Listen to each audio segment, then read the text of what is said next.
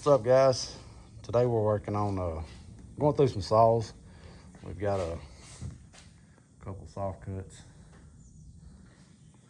We got about 3 or 4 2500s, and then we got 2 of these Jicks 4000s, and I got a cord cut back there and one of them orange 4000s.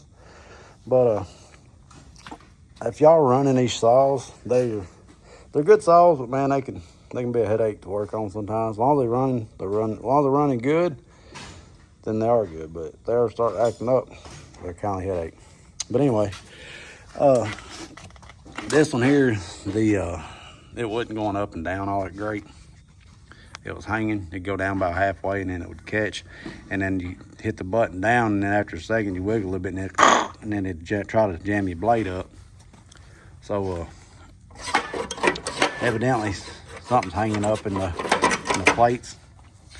It's either in something in that, or these diverter plates here, they get bent, especially the front ones. You can see I've got this one here. I'm changing that out. It's if y'all need part numbers for any of this, just let me know. I got a bunch of parts over here and different stuff. You know, and we try to order it in bulk. That way we can have extra parts. But if y'all order any of this stuff, it's gonna be a little pricey. But these things, they bend, man, especially like the front ones where it holds the guide on. Because whenever you move them, especially like us, we load them in this saw trailer. While going up the ramp, they hit the hinges. And when they do, it bends this right here back. I think I got the one come off of it right here. Y'all can see how that's bent. Got a little bit of a bow. That ain't too bad on that side. But they get wore out and they get bent. Sometimes you can take a hammer and straighten them out some. But if you go swap them out after a while, they get warped. And they get aggravating. But anyway, on them, all you got is to take these off. You got 2 screws right here. Take them out, and then the plate will come off. But the plate actually has another piece. Yeah, this part right here goes on. So look, all it is a scraper. That just scrapes the concrete off this right here. That way when it slides up, it cleans it. See how this in here is? It just cleans that up, keeps it from boogering up, getting concrete behind it, and that way it won't move. But sometimes you have to swap out these shafts. We have to oil these up all the time. On that, it's pretty simple. All you have is you have these springs. You have these little plastic plunger pieces. They drop down in there, and then your spring goes in, and you just push that down, and you tighten it. But the thing about the trick to these is there's a set screw right here on both of these. You want to loosen them up. All it is it locks the threads. Whenever you get it tightened up, it locks it, keeps that from backing back off. If you forget to loosen these, man, you'll booger your threads up. It makes it hard to get in and out.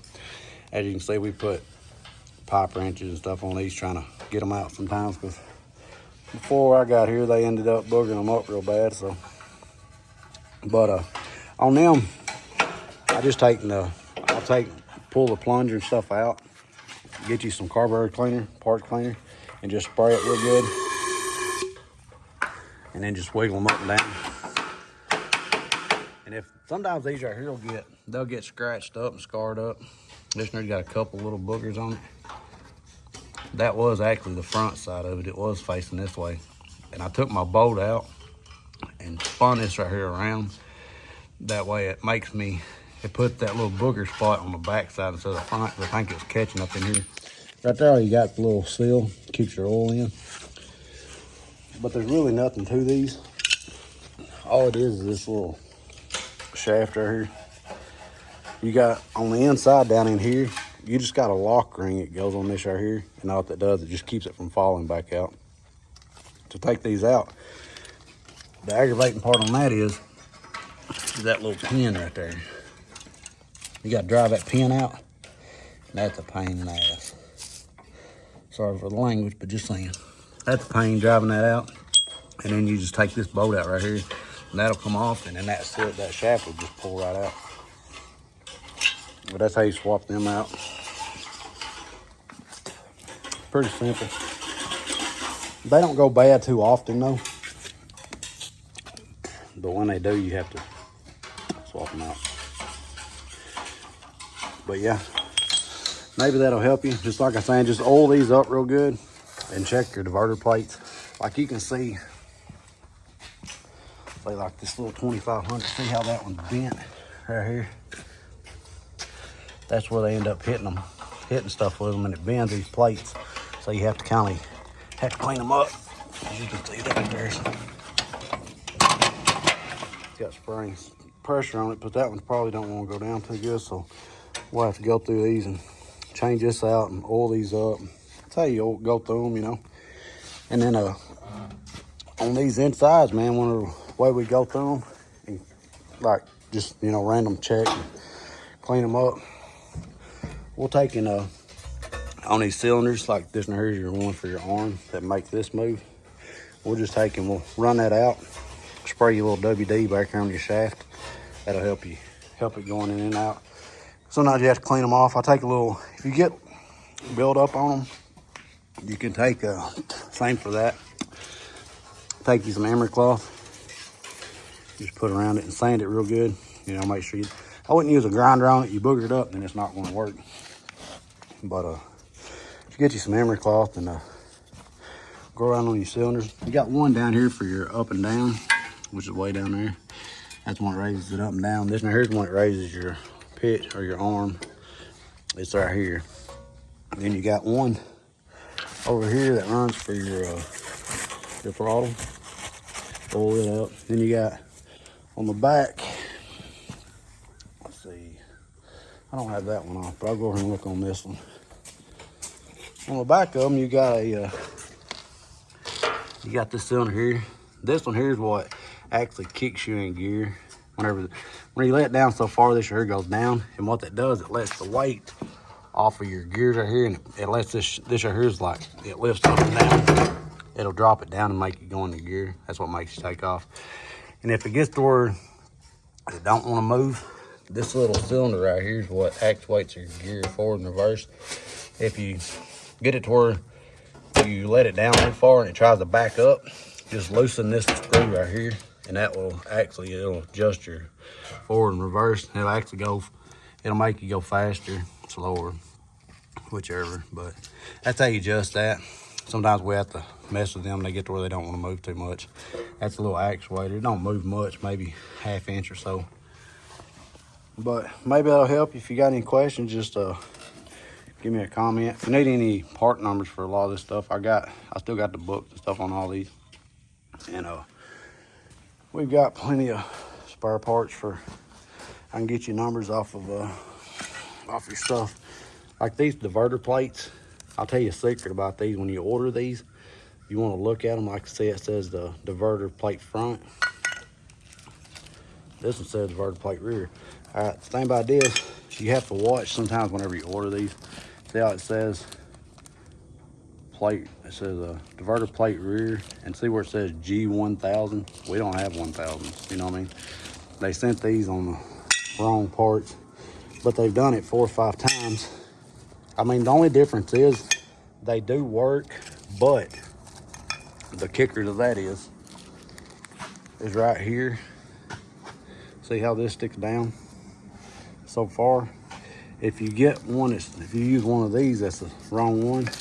This right here this is actually supposed to be like up here a little bit. It's supposed to stay above this piece. Because when it gets down this low, it can kind of, whenever it comes up, this corner can catch right here. That's what they done. They sent us the wrong parts, and then right there supposed to be up a little bit, and then you got your scraper, which is this piece here. See what I'm saying? But yeah, just make sure whenever you order them, just tell them you want to make sure you get the right ones. Let's see. That's the rear. Let's see. There's that one. And here's this one. Yeah, that's the same size. I've got some of them here. Yeah. Right here. If y'all can see this is the front. All right.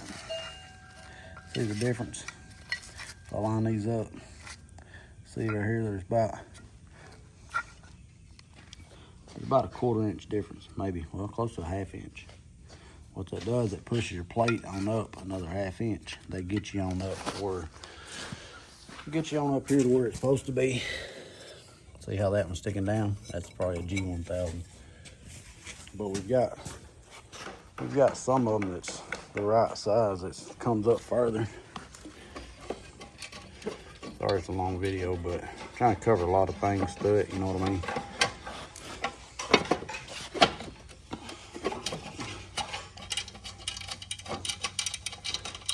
See what this mirror looks like.